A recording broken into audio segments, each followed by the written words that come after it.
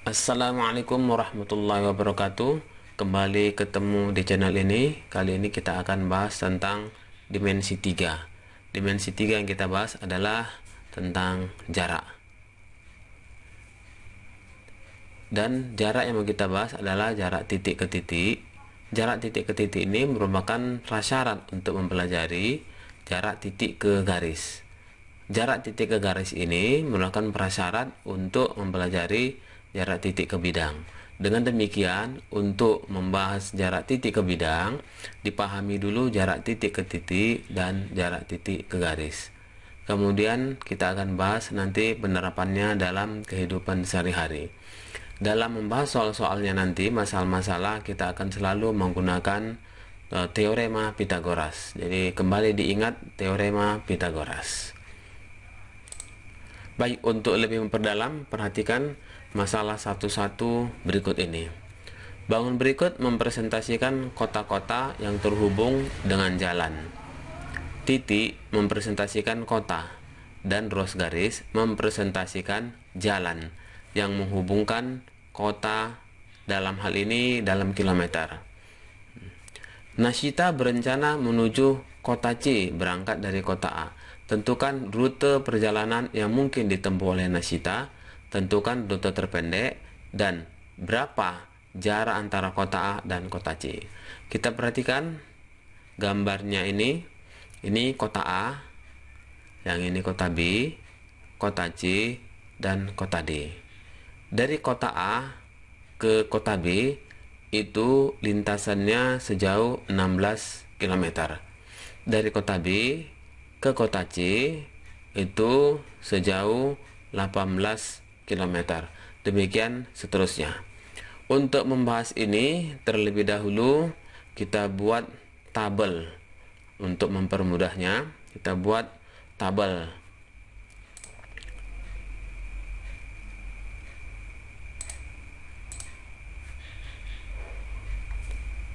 Tabel seperti ini.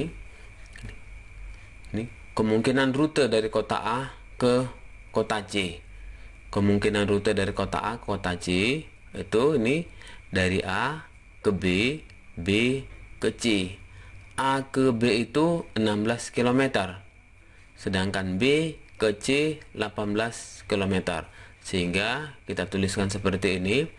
Kemungkinan rute dari kota A ke kota C bisa dilalui dari kota A ke kota B, kemudian ke kota C. Kota A ke kota B itu 16 km, kota B ke kota C itu 18 km, sehingga jumlahnya menjadi 34 km. Demikian seterusnya. Kemudian nantinya untuk melihat berapa jaraknya, jadi nanti melihat berapa jaraknya itu kita lihat dari kemungkinan rute dari kota A ke kota C, mana lintasan yang terpendek, itulah yang merupakan jarak dari kota A ke kota C. Contoh berikutnya untuk bangun ruang. Untuk lebih memahami jarak antar titik, isilah tabel berikut ini. Di sini ada bangun ruang kubus A, B, C, D, E, F, G, H. Jadi dalam penyebutannya A, B, C, D berarti untuk alas, E, F, G, H itu bagian atasnya. Manakah yang merupakan jarak antara titik F dan G?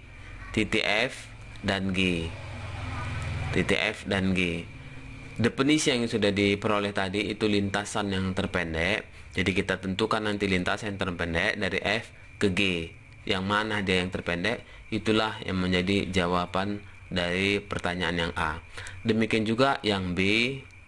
Kemudian nomor yang 2 ini merupakan balok, yang merupakan jarak antara titik P dan N. B dan N. B dan N. Tentu rutenya banyak, lintasannya bisa banyak, dan mana yang terpendek, itulah yang merupakan jarak titik P dan N. Demikian juga titik Q dan L. Demikian juga soal yang nomor 3 dan yang nomor 4 berikut ini. Untuk lebih memahaminya, perhatikan contoh berikut ini. Diketahui limas beraturan TABC dengan bidang alas berbentuk segitiga sama sisi. Jadi di sini ada kata kunci, alas berbentuk segitiga sama sisi. TA tegak lurus dengan bidang alas. Berarti TA nanti akan tegak lurus dengan ABC. Dari penamaan limas ini diketahui limas beraturan TABC menunjukkan T ini adalah titik puncak, sedangkan ABC adalah bidang alasnya. Jika panjang AB 4/2 cm dan TA 4 cm, tentukan jarak antara titik T dan C.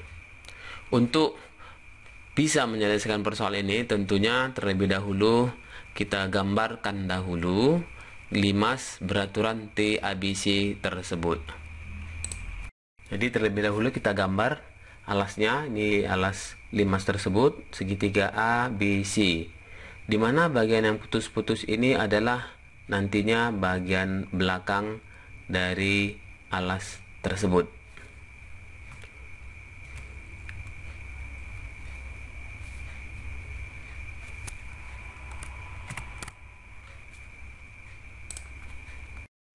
Kemudian diketahui bahwa TA itu tegak lurus dengan bidang alas. Ini TA tegak lurus dengan bidang alas ABC. Dalam artian TA ini sudut dengan bidang alas itu sebesar 90 derajat.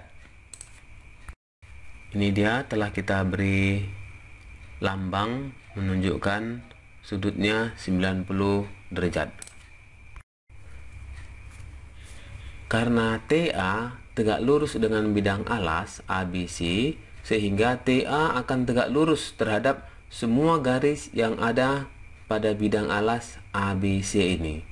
Dengan demikian, TA akan tegak lurus dengan AC. TA juga akan tegak lurus dengan AB. Jadi TA ini tegak lurus dengan AC. Nah, jadi kita perhatikan segitiga ABC. Segitiga ABC. Jadi pada segitiga ABC ini tadi, alasnya ini tegak lurus dengan TA, sehingga tadi TA tegak lurus juga dengan AC. Sehingga segitiga TAC ini merupakan segitiga siku-siku. Segitiga siku-siku dan sisi miringnya adalah TC. Dengan demikian maka akan berlaku teorema Pythagoras. TC kuadrat itu sama dengan AC kuadrat ditambah dengan AT kuadrat atau TA kuadrat.